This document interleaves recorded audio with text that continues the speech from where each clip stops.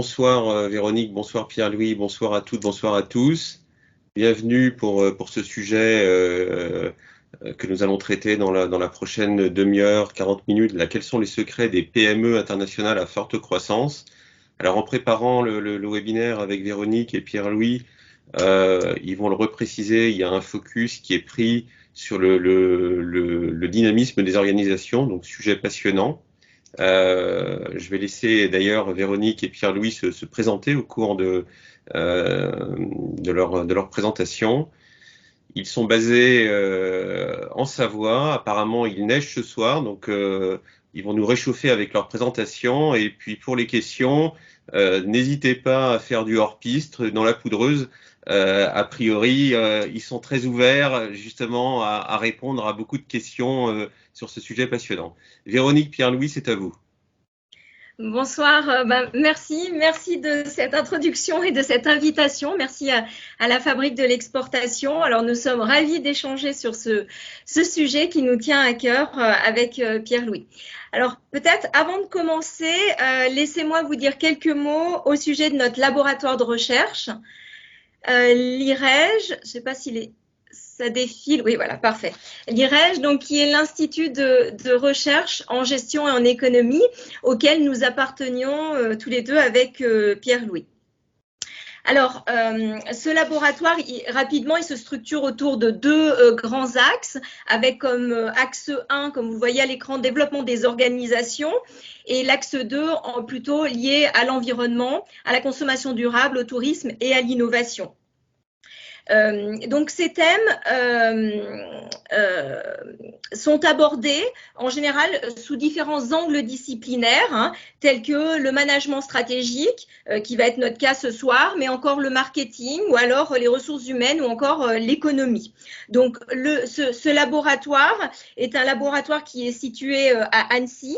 Mais nous, en tant que chercheurs, nous sommes trilocalisés, on peut dire ça comme ça, au sein de l'Université Savoie-Mont-Blanc. Donc, certains d'entre nous sommes sur Chambéry, le Bourget-du-Lac près d'Aix-les-Bains et Annecy-le-Vieux plus précisément. Donc ça, c'était pour la page publicité touristique et vous êtes les bienvenus dans nos pays de Savoie. Ce que vous voyez également à l'écran et qu'on voulait vous partager, c'est que, bien évidemment, comme je viens de vous l'exprimer, ce laboratoire travaille sur différentes thématiques. Mais nous sommes plusieurs à travailler autour de l'international, alors pas que sur la croissance internationale, et vous voyez quelques thématiques s'afficher à l'écran. Nous avons également des recherches sur tout ce qui est services à l'export et processus d'internationalisation, ou encore sur l'importance du management de la diversité dans l'internationalisation rapide des PME. D'autres travaux vont être plus focus sur le dirigeant à travers son orientation entrepreneuriale ou encore sa résilience. Et bien évidemment, nous traitons également du thème qui nous est cher, le lien entre l'innovation et l'internationalisation. Voilà, donc ça, c'était pour vous brosser un rapide portrait de ce que nous faisons et peut-être de vous donner envie de découvrir un peu plus de nos travaux.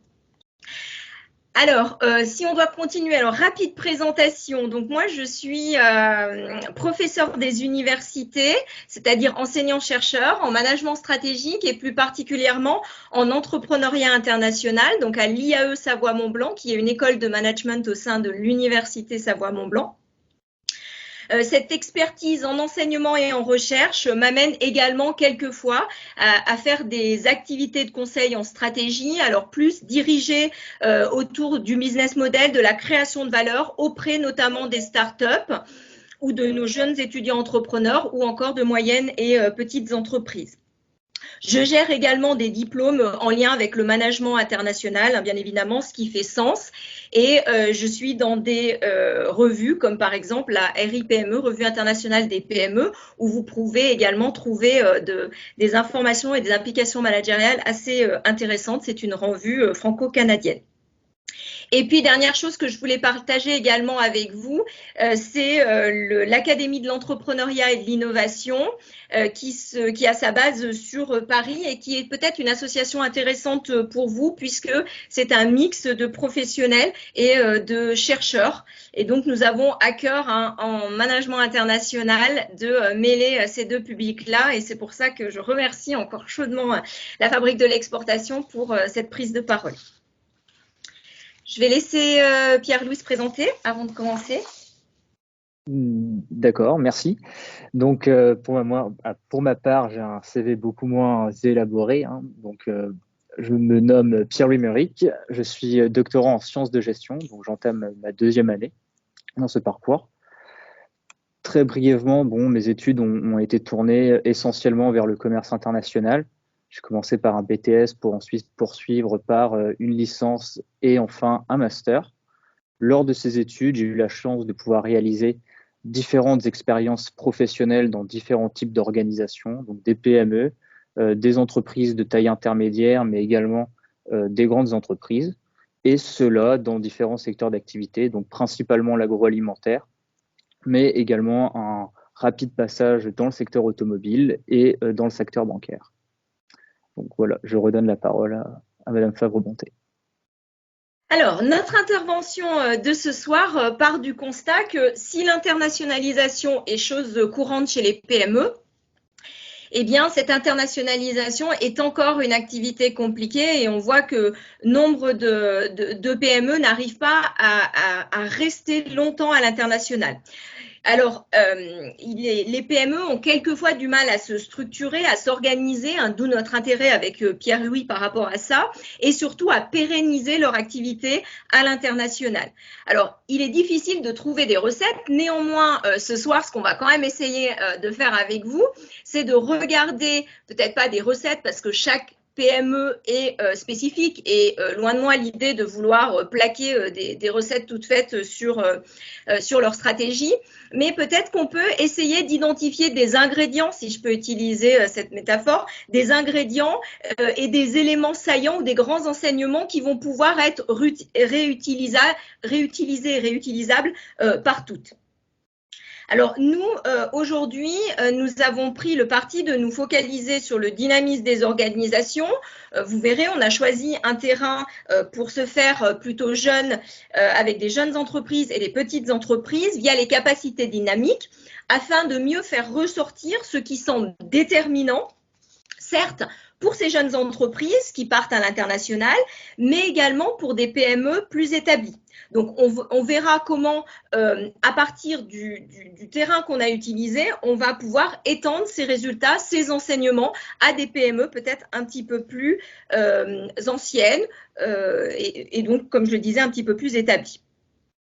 Alors, bien sûr, les clés du succès des PME qui réussissent bien à l'international se trouvent aussi dans d'autres critères. Par exemple, le profil du dirigeant à travers ses caractéristiques, son parcours, sa vision ou encore la composition de son équipe qui peut être très importante, notamment en termes de diversité ou encore le réseau du dirigeant ou le réseau de son équipe. D'ailleurs, à ce sujet-là, si je ne me trompe pas, il y a eu une intervention à la Fabrique de l'exportation justement sur l'importance du réseau. Donc tout ça, ce sont des clés du succès qui sont importantes pour les PME à l'international. Mais ces éléments ont déjà été beaucoup traités par la littérature et je pense que vous les connaissez à peu près tous. Donc nous, ce qu'on veut vous proposer ce soir, c'est d'aller vers un champ d'exploration un peu plus nouveau et quasi vierge, en nous focalisant sur des éléments qui permettent l'instauration d'une dynamique de croissance. Donc l'objectif de ce soir, c'est de comprendre comment les PME internationales arrivent à survivre, mais au-delà de la survie, à grandir à l'international et de façon pérenne. Alors, afin de commencer et afin d'avoir peut-être le même référentiel conceptuel, je vais vous proposer quelques définitions, rassurez-vous, très pragmatiques et très rapides pour qu'on s'entende sur ce dont on parle.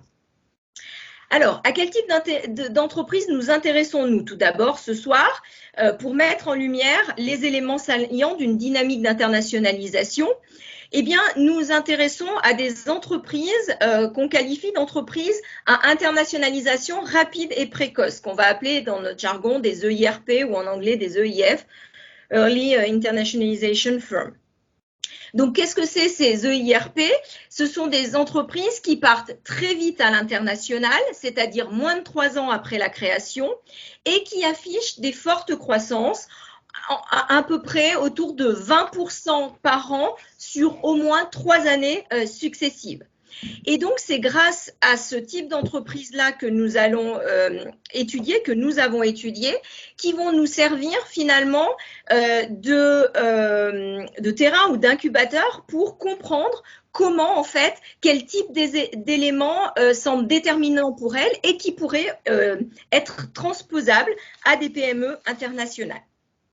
Alors peut-être pour que ce soit un petit peu plus illustratif, Pierre-Louis va vous donner 2 exemples d'entreprises pour vous montrer quel type d'entreprise on a interrogé pour les résultats qui vont suivre. C'est important en termes de méthodologie. Oui, en effet, je vais vous présenter deux exemples d'entreprises qu'on a pu étudier lors de notre terrain de recherche. Donc, bien sûr, ces entreprises sont protégées par l'anonymat, donc je ne vais pas exposer leur véritable identité lors de ces webinaires. Donc, tout d'abord, on peut trouver, par exemple, l'entreprise qu'on a prénommée Camtech, qui est une entreprise de taille plutôt modeste, car elle réalise 3 millions d'euros de chiffre d'affaires et qu'elle emploie 25 employés. Donc, Camtech, elle a un profil plutôt start-up, car c'est une entreprise qui a été lancée ou créée au travers d'un projet de crowdfunding. Donc, à la suite de ce crowdfunding, l'entreprise a rapidement acquis un succès à l'international qui lui a permis de survivre et donc de poursuivre son activité. Aujourd'hui, Camtech est présente essentiellement en Europe de l'Ouest et aussi aux États-Unis. Elle a su trouver de nombreux débouchés commerciaux, des débouchés qu'elle n'envisageait pas forcément au départ.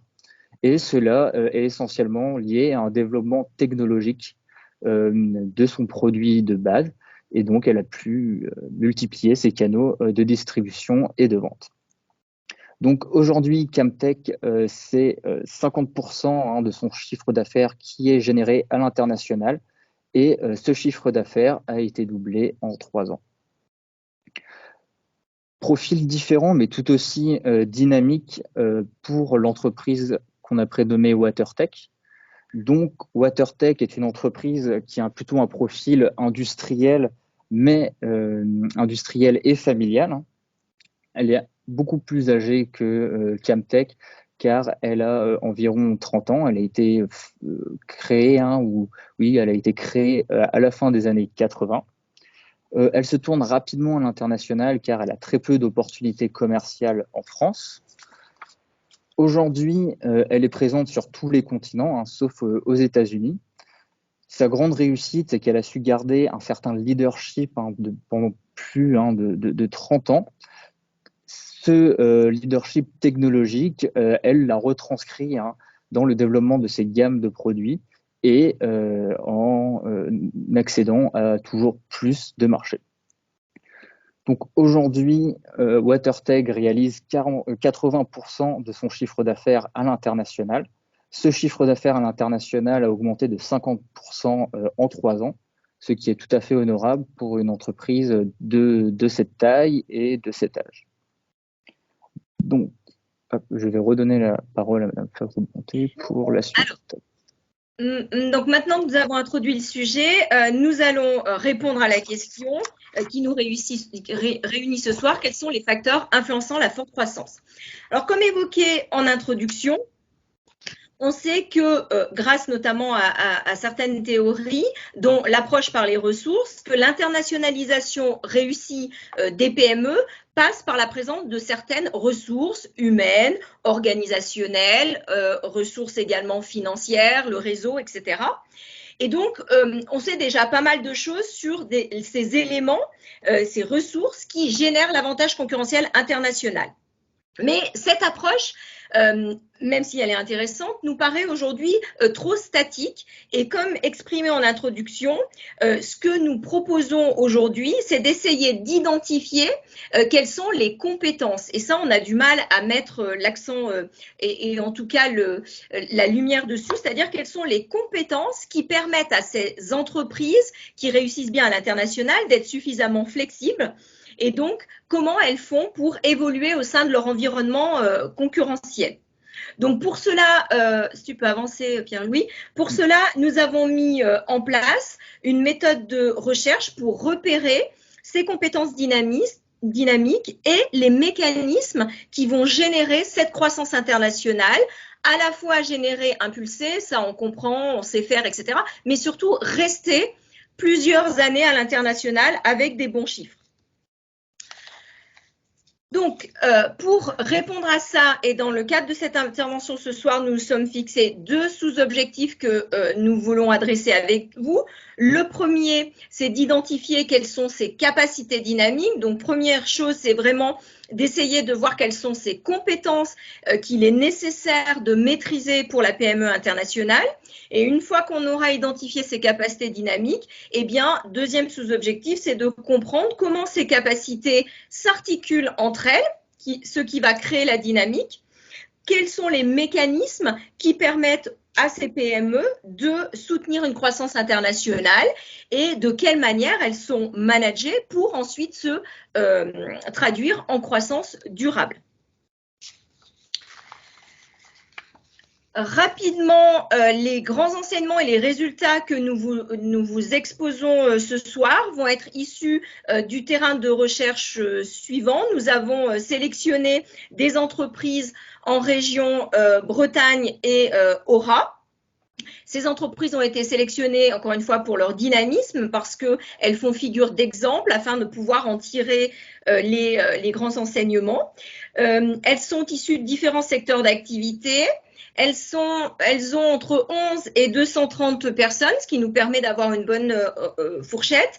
Et elles ont été créées entre 1985 et pour la plus jeune d'entre elles, 2016. Donc, nous avons un large panel. Voilà, donc sans plus tarder, Pierre-Louis va vous expliquer quelles sont ces capacités dynamiques. Donc, dans un premier temps, je vais adresser la première question qui était posée, donc qui visait à repérer ces capacités dynamiques. Donc, pour ce faire, j'ai représenté ces capacités dynamiques dans le diagramme suivant. Donc, tout d'abord, nous pouvons trouver 3 grandes catégories. Donc, une première catégorie qu'on appelle l'International Sensing, donc qui représente le repérage d'opportunités ou de menaces par l'entreprise. Ensuite, nous pouvons repérer la capacité de saisie avec l'International Seizing et enfin l'International Transforming qui est la capacité de transformer l'organisation. Donc, ce qu'on a essayé de faire au travers de cette recherche est véritablement de voir les éléments constitutifs de chacune de ces catégories. Donc, ces éléments constitutifs sont également appelés de microfondations. Ce qu'on peut voir pour l'International Sensing, c'est que les EIF vont focaliser tout d'abord leur veille à l'international et que cette veille est partagée par tous les membres de l'équipe. Elle est donc collaborative et transversale. Ensuite, nous pouvons voir que les EIF initient ou implémentent un processus d'apprentissage expérientiel. Donc, en effet, ces entreprises vont s'entourer d'un certain nombre d'acteurs afin d'interagir avec eux et donc générer de la connaissance. La plupart du temps, l'interaction se déroule face au premier concerné, donc le client. Et cela permet à l'entreprise de pouvoir bénéficier d'un nombre important de feedback par rapport à leurs produits. Enfin, et dernier élément de cette catégorie, donc l'International Sensing, ces entreprises vont véritablement former un état d'esprit à l'international. Donc, elles vont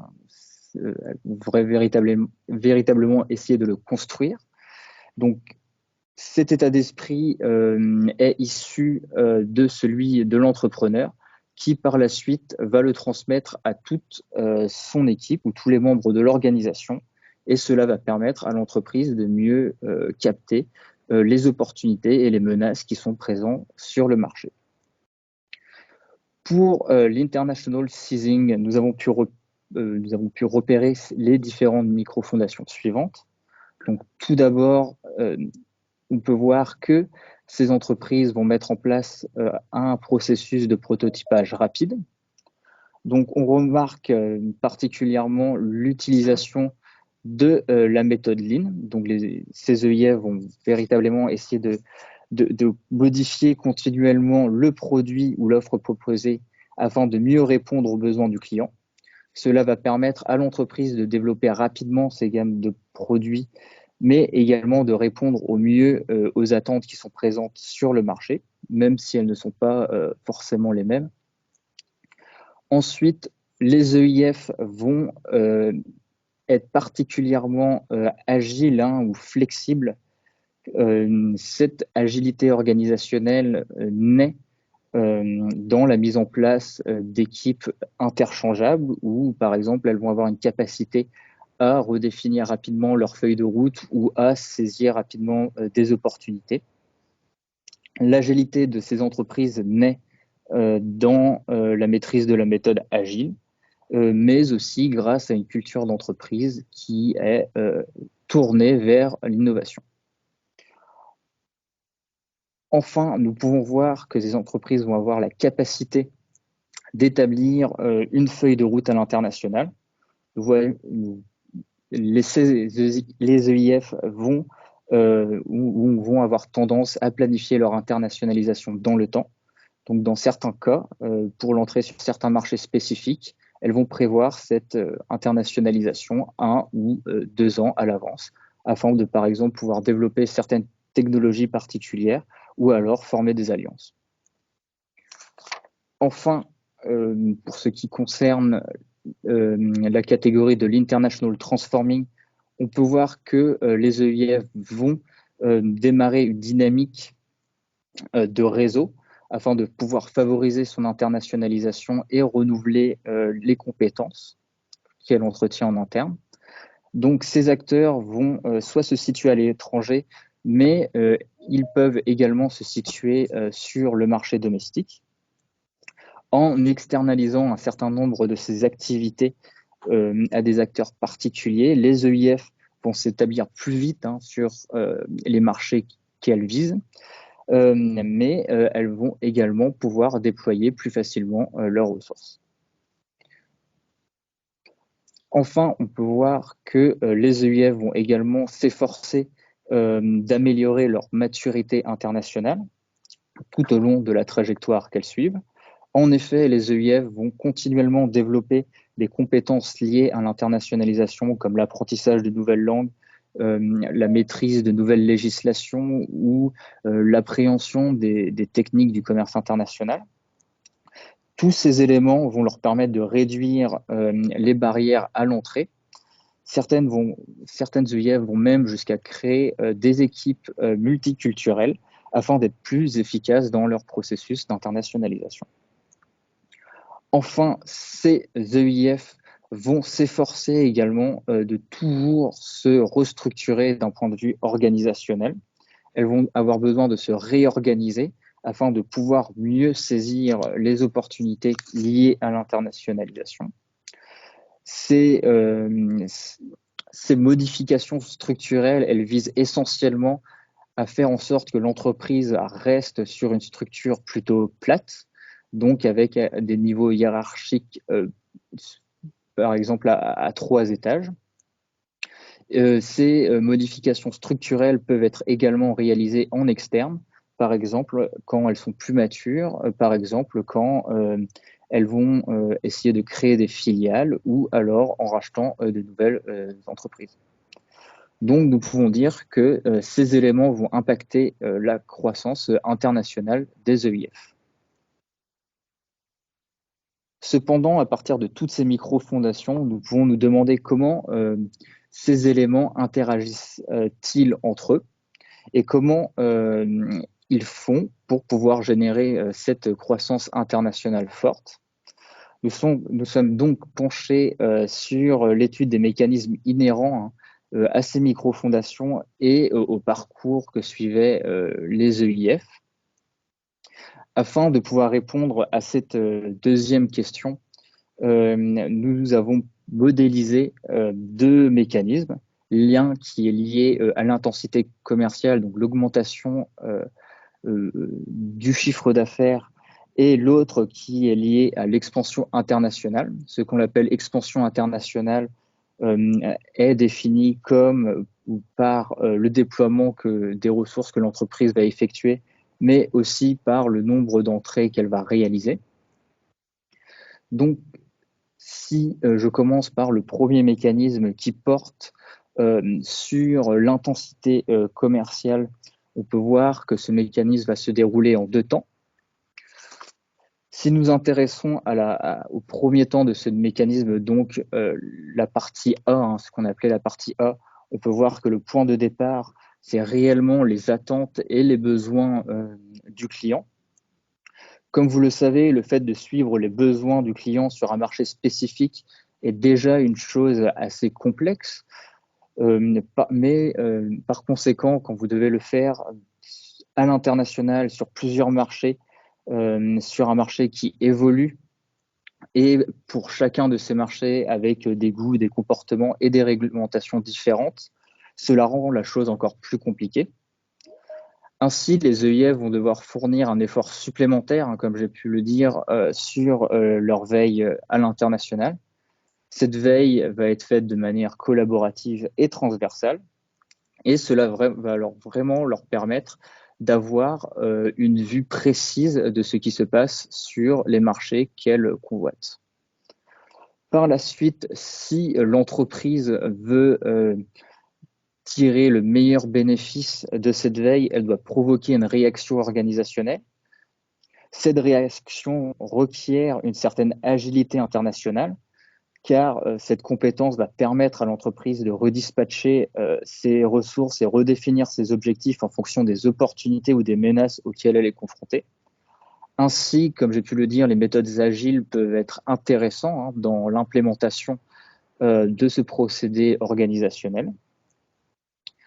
Maintenant, nous allons parler plus particulièrement de la partie B. Alors, quand la partie A s'intéresse vraiment à l'étincelle et ce qui génère ce mécanisme, la partie B va, elle, représenter plus comment est-ce que les EIF vont modifier leur offre de produits sur la base des informations qu'elles auront pu recueillir en interne, notamment grâce au processus de veille. Tout d'abord, il est important de comprendre que ces entreprises basent leur stratégie sur un MVP, donc un Minimum Viable Product. Par conséquent, un produit qui répond à des caractéristiques de base et qui surtout a vocation à être modifié au cours de la trajectoire que suit l'entreprise. Donc, ce MVP va permettre à l'EIF, et cela grâce à l'agilité organisationnelle, de générer de nouveaux prototypes qui vont être testés ensuite sur les marchés visés. Le prototypage rapide est donc en quelque sorte la porte d'entrée de la croissance, puisque le produit ou le service créé va représenter la première valeur générée par ces entreprises à l'international. Néanmoins, la force des EIF va naître grâce à la création d'un cercle vertueux et l'implémentation de l'apprentissage expérientiel. En effet, grâce aux interactions avec ses clients, mais aussi avec d'autres partenaires, toutes ces entreprises vont continuellement améliorer leurs produits et donc apporter des solutions innovantes afin de répondre aux besoins du marché. Néanmoins, après avoir considéré les modifications requises, les entreprises devront ainsi refaire appel à l'agilité stratégique. Et donc, cela va redéboucher sur le prototypage rapide et ainsi de suite. Par cet effet, les EIF créent donc un cercle vertueux, comme j'ai pu le dire, à travers ces 3 compétences dynamiques, donc l'International Strategic Agility, le prototypage rapide et l'apprentissage expérientiel. Et cette boucle d'itération va permettre de continuellement croître l'intensité commerciale et donc la croissance internationale. Donc, ceci est pour le premier mécanisme.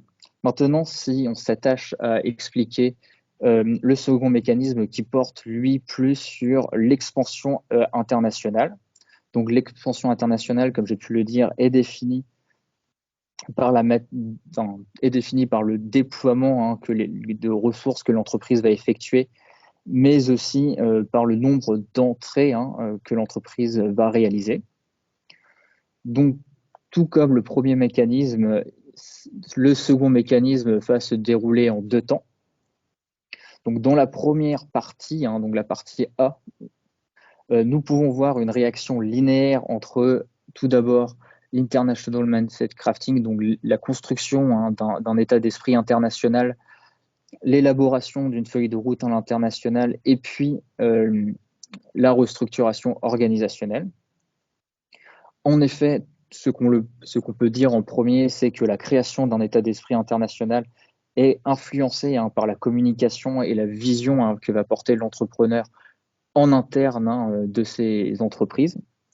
Donc cela va influencer fortement la culture de l'entreprise en communiquant. Il va fortement influencer la culture de l'entreprise en communiquant à propos de son ambition pour aller à l'international.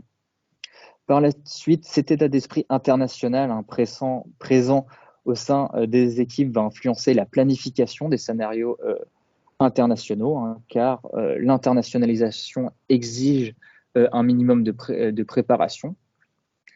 Enfin, après cette planification, les EIF doivent s'adapter ou doivent adapter leur propre structure pour soutenir et renforcer leur stratégie internationale.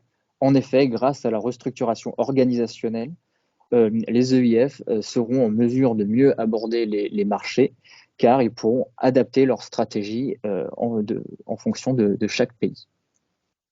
Néanmoins, le processus ne s'arrête pas là, car les entreprises doivent maintenant explorer les différents marchés et afin d'acquérir des connaissances et améliorer leur maturité afin de se développer plus vite à l'international. Donc, pour réussir, les EIF ont tout d'abord généré un effet de réseau qui va être spécifique au pays qu'elles ciblent.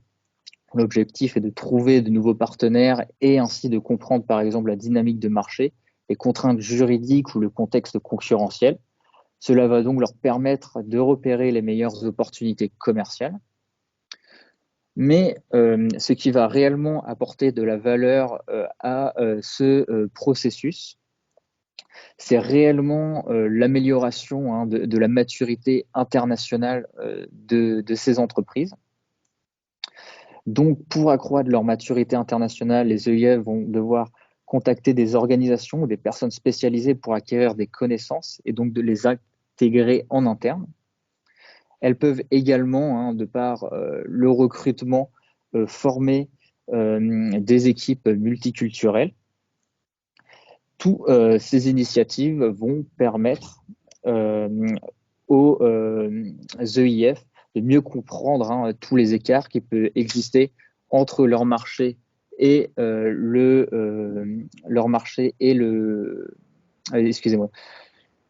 comprendre les écarts entre leur marché et les marchés internationaux.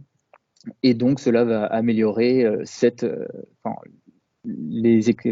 effet de réseau. Donc, voilà pour la seconde figure. Donc, jusqu'à présent,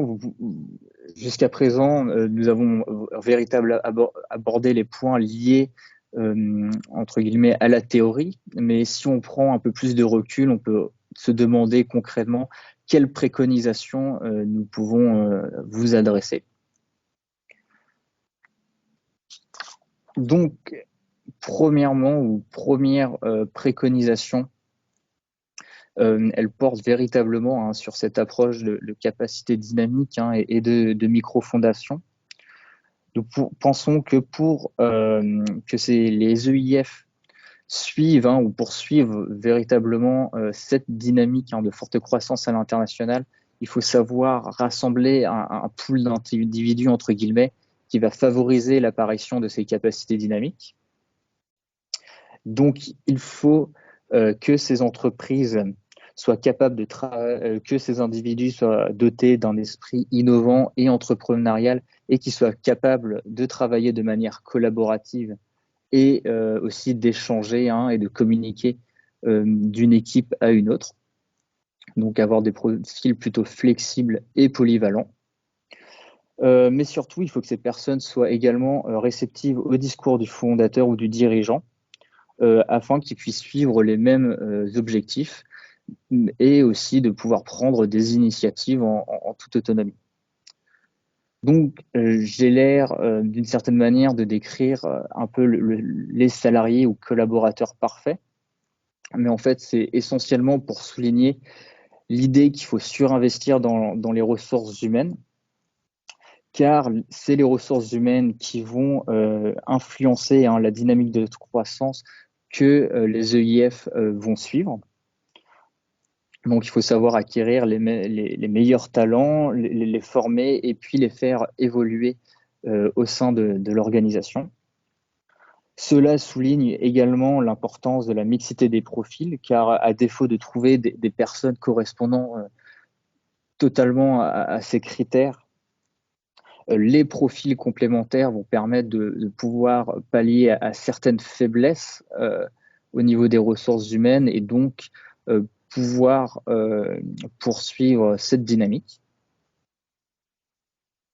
Par la suite, nous pouvons également adresser une seconde préconisation managériale.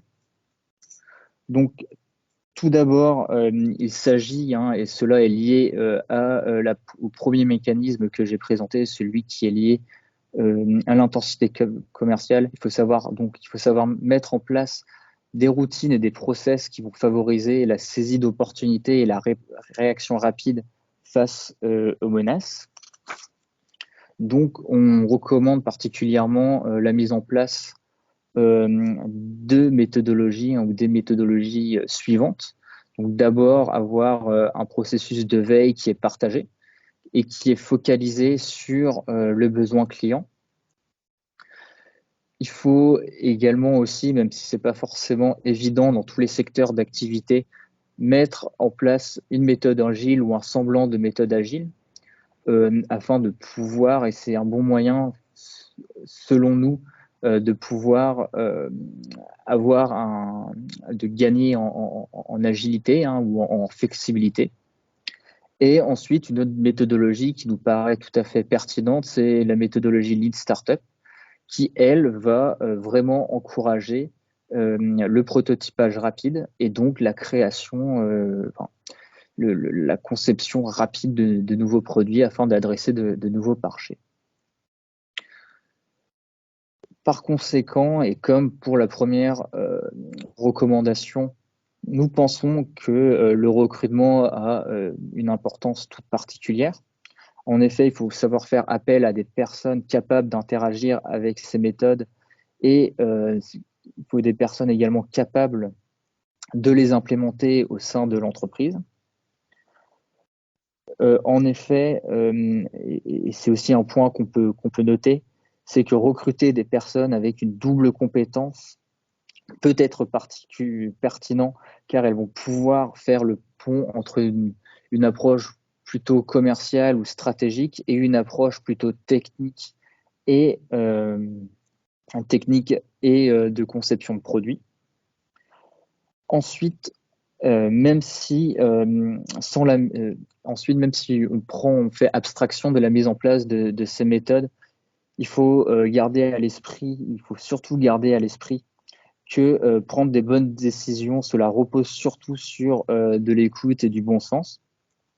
Il faut donc se concentrer à être à l'écoute de son marché et à entretenir une sorte d'esprit rationnel et un état d'esprit innovant, mais surtout également se montrer flexible. Enfin, nous pouvons également adresser une préconisation managériale par rapport au second mécanisme. Donc, celui qui parle de l'expansion sur les marchés internationaux. Donc, en effet, ce qu'on peut voir, c'est qu'il faut réellement mettre en place une organisation qui va favoriser la pénétration sur les marchés spécifiques. Donc, cela porte sur le fait qu'il faut mettre en place une équipe multiculturelle, donc intégrer des profils qui viennent de différents pays ou de différentes zones économiques. Il faut aussi s'efforcer d'externaliser au maximum par le biais de mécanismes, d'où l'importance du réseau à l'international. Cela va permettre d'avoir accès à de nombreuses connaissances et donc d'avoir accès à de nombreuses connaissances que l'entreprise n'a pas forcément naturellement et donc de gagner du temps par rapport à cette internationalisation.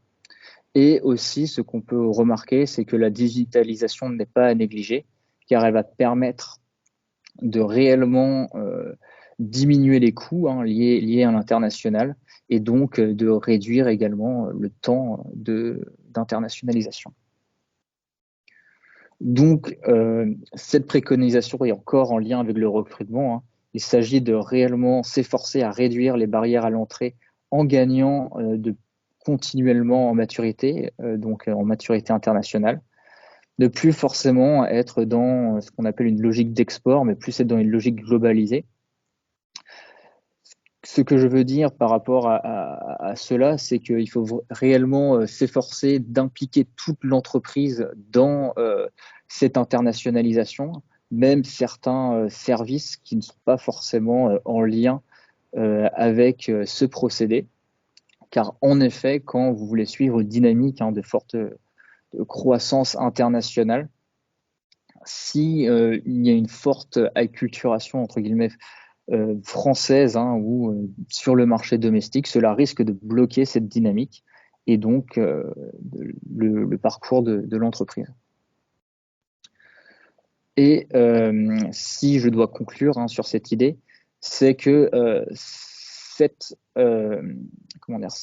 la mise en place de cette organisation et l'amélioration de la maturité internationale, c'est quelque chose qu'il faut mettre en place très vite et très tôt, voire même au commencement de l'entreprise, car ce n'est pas quand l'entreprise est établie avec un certain nombre de routines et de process que l'on va pouvoir revenir en arrière et donc changer tous les procédés en interne et pouvoir suivre cette dynamique. Donc, petit mot également sur une vision plus à long terme. Ce qu'on peut voir, c'est que l'organizational restructuring, donc la restructuration organisationnelle, joue un rôle important dans la génération de ces trajectoires ou de ce dynamisme. Donc, il faut réellement, de manière perpétuelle, revoir la manière dont la structure de l'entreprise est établie. Donc, pour cela, il faut rester sur des structures plates avec, de préférence, 3 niveaux hiérarchiques. Cela va permettre à l'entreprise de gagner ou de garder en flexibilité. Il ne faut pas hésiter à créer de nouvelles structures pour garder cette cohérence. Donc, des structures, ça peut être des structures en externe, mais également aussi des structures en interne, avec la création, par exemple, de nouvelles business units ou travailler, par exemple, sur des équipes projets. Et aussi, quand on parle de créer des structures en externe, à partir d'un certain stade de maturité, la croissance externe va être réellement une nécessité pour progresser, et notamment pour progresser sur certains marchés qui sont plus complexes ou plus importants que d'autres. Donc, pour conclure, et par rapport à cette idée qu'il y a par rapport à l'organizational restructuring et le long terme, voilà la figure générale. Donc, on retrouve la clé de voûte avec l'organizational restructuring, qui va forcément impacter la veille et l'agilité de l'entreprise. Et cela, à partir de l'agilité, comme j'ai pu l'expliquer tout à l'heure, va générer le processus d'itération et de conception produit. Et on peut voir, comme j'ai pu le décrire sur la figure du second mécanisme, que l'organizational restructuring a un rôle important sur le mécanisme en générant l'expansion à l'international. Et on peut également noter que au fur et à mesure, cette expansion va également impacter l'état d'esprit de l'entreprise en fonction de où elle est établie et de comment est-ce qu'elle évolue. Donc voilà. Alors quelques petites idées pour conclure de lecture qui sont en lien avec le sujet. Donc on a intégré une petite bibliographie. Et nous vous remercions pour votre écoute et je pense que nous pouvons passer aux questions.